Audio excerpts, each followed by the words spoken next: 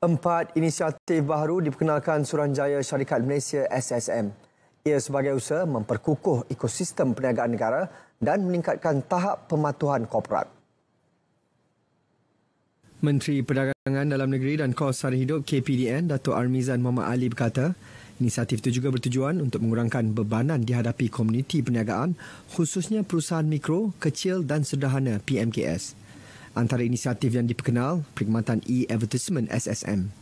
Inisiatif kedua ialah pengurangan kompaun sehingga 95% daripada nilai asal dan pengurangan fee e-advertisement kepada RM100 bagi yang layak. Bagi inisiatif ketiga, pengurangan kompaun sebanyak 90% daripada nilai asal bagi kesalahan lazim di bawah Akta Syarikat 1965 atau 2016 serta Akta PLT 2012 ditawarkan sehingga 30 September ini turut diperkenalkan.